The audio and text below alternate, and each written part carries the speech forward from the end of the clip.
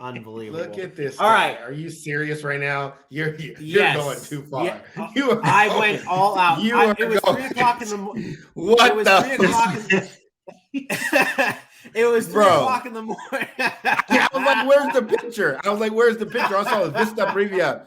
And then I was like, wait, is that Kyler Murray? I just noticed the Kyler Murray. Is that Kenny Pickett's hands on Kyler Murray's body? His whole body is Kenny Pickett's hand. Unbelievable. It was 3 o'clock in the morning when I was like, I'm just going to go wild. And I'm like trying to figure out the pronunciation for preview in Spanish. And like, you know how in the Spanish, okay, I'm going to pull this down here just to bullshit about this. You know, in Spanish, like with Spanish speaking things and the language and everything, like there's different ways to say certain things. Like preview can be said multiple different ways. So I'm like, which way is it? And I didn't know. So I was like, okay, I'm just going to roll with this. And last night, 3 o'clock in the morning, I'm blasting Spanish in my apartment, like trying to figure out the proper pronunciation of it. But either way, it's the Niners. It's the Cardinals. It's Monday Night Football. It's Mexico City. 5-4 Niners, 4-6 Cardinals. Battle in the NFC West. Cardinals not out of it yet, but if you look at the line on this one, the Niners are heavy favorites by 8 points with an over-under of 43.5 here. Aaron, last week we saw a Colt McCoy-led offense with the Cardinals not look bad. I've been seeing a lot of people talk about this offense being like, some people are saying it's better than what the Kyler Murray offense was, which I just find just ridiculous to say.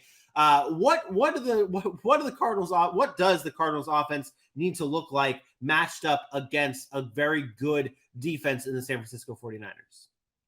Yeah, it's going to have to be a dominating performance by DeAndre Hopkins. I think that's the only way. The wide receiver, the passing game has to be elite. Not that the Niners have a weakness because they're really good up front so they can get to the quarterback. But I think in order to effectively play offense against the 49ers, you have to have an effective passing game, and it has to be elite in those games. And you have to be able to block up front and get the ball out. Now, I think Kyler Murray is a better choice in this game, no matter what, because of his ability to move and extend plays. But I think there's something to be said about what you were talking about with Colt McCoy and the way the offense looked, but it's not because he's better than Kyler Murray. It's because we talk about this all the time. When you change your offense for Colt McCoy, you do different things. You're on timing routes. That back foot hits, that ball's got to come out. With Kyler Murray, you're using his abilities to his advantage, and sometimes that can lead to poor play. But it wasn't like Colt McCoy had a stellar day against the Rams. They didn't do anything special. They still couldn't run the ball. It was just they ran it more. That's the problem. They gave the ball to James Conner 21 times. He only ran for 69 yards, but they gave it to him. When Kyler Murray's in there, if they did that, they'd be a much more effective offense. But instead, they spread it all out. They tell little Jitterbug to run around and try to do his best to be hero, and that doesn't work. So they have to – the offense has to have an identity, and they don't. And this is what I talked about with their offense being broken. They don't know what they want to do. They don't know if they want to be this run-first team and let Kyler Murray use his ability, or do they just want to let Kyler Murray drop back and spread it all over the field? It doesn't have to be that way. Cliff Kingsbury has to just say, look, James Conner's healthy. He's going to get the ball 20 times. No matter how effective it is, he's going to get the ball 20 times. We're going to run play action. We're going to go to DeAndre Hopkins. And I think if they do that, this offense, you'll find, is a much better offense and much more explosive. And you'll notice that their points per game will go up. Their ability to move the ball down the field will go up. And Kyler will look like a better quarterback. But when they don't know and they don't run the ball and they're unsure and they just want to spread it out and say Kyler go win it for us, yeah, he's going to struggle at times. So I think this has to be a big day for DeAndre Hopkins, though. If not, they don't have a chance. That's the only way they can win is DeAndre Hopkins goes off in this one.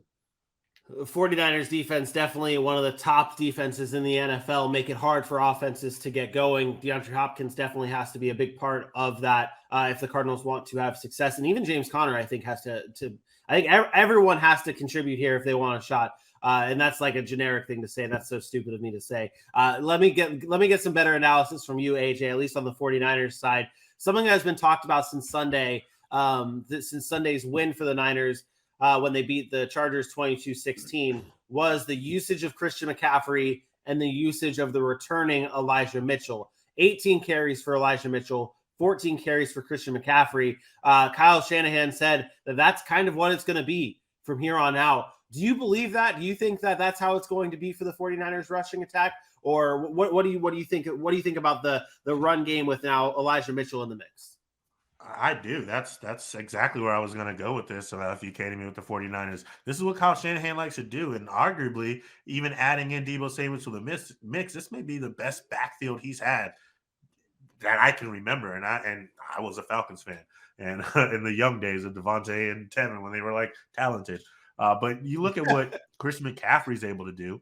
You look at, they fell in love with Elijah Mitchell last season, and he was slated to be their guy this year until he got hurt. And bringing him back and seeing that he's in form, yeah, I absolutely think they want to run the ball and take as much off of Jimmy G's plate as possible. We understand Jimmy G is a great game manager, and he can make sure that they do enough to win a game.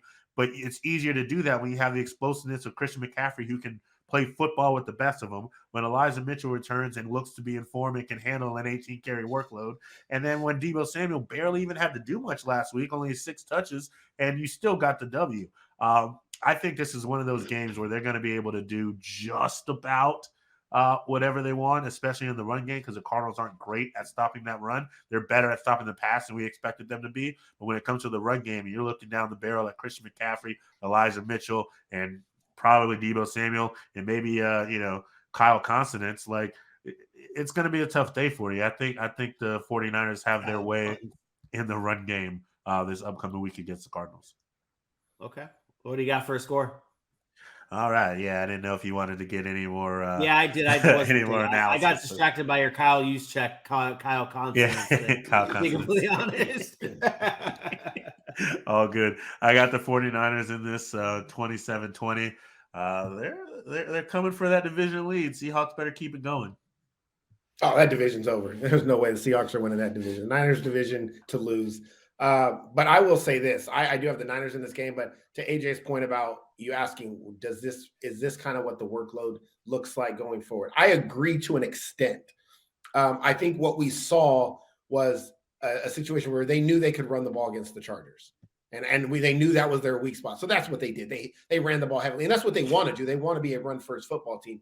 I think the touches are going to be distributed based on game script. There are going to be games where they're really, really close and they got to throw the ball a little bit more. And Christian McCaffrey's snap percentage will go up. But he had 18 touches in this game. It's not like – it wasn't like – or not even – I think it was maybe even more 18 touches. It was 18 touches. So 18 touches in this game. And – Elijah Mitchell, again, same amount of touches, but Elijah Mitchell got his opportunities a little bit more because of the fact that they were able to take a lead in the third quarter or late in that game and then just run it out. And they never wavered from the run game because they knew that was the weak spot of the Chargers. So I think as they go against teams that maybe decide, hey, we're going to stop the run, we're going to make Jimmy G beat us, we know who's on the field in those passing down situations. It's Christian McCaffrey. Third down back, it's going to be Christian McCaffrey. They're going to get him involved. And I think this is, to AJ's point, this is what they want to do. As a football team, this is what they want to do. They want to have multiple weapons that are versatile. And this is why I said they're the most complete offense in the league, even despite having an inferior quarterback, in my opinion, is because you never know what they're going to do when they have certain personnel on the field. So I just think this team is destined to make another deep playoff run.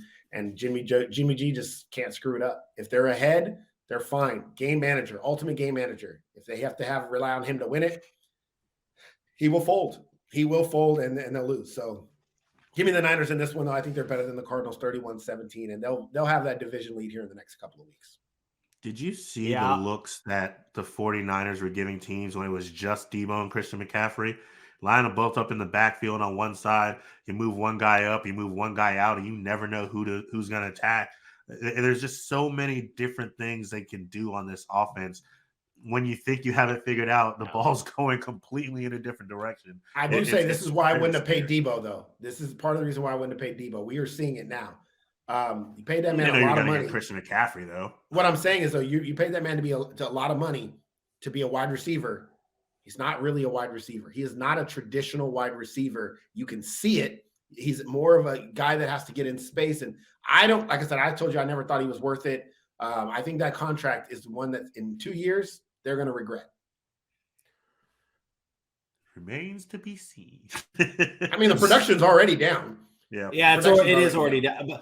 I think I was also on board with that Debo thing when we were talking about it around contract time. But I will go with the Niners making a clean sweep, 28-16. I think the Niners defense is good, very, very, very good. Not sure the status of Kyler Murray in this game too. His availability is still up in the air. We'll know about that closer to game time on Monday. But if it's Colt McCoy again, I know what they did last week against the Rams defense, and I mean, this Niners defense is no joke. And I think if you have Colt McCoy back there, it might be less than 16 points. And I split it. I was like, okay, if it's Kyler or if it's Colt McCoy, what do I expect the points to be for the Cardinals against this Niners defense? 16 points is what I came up with. And the Niners win 28-16.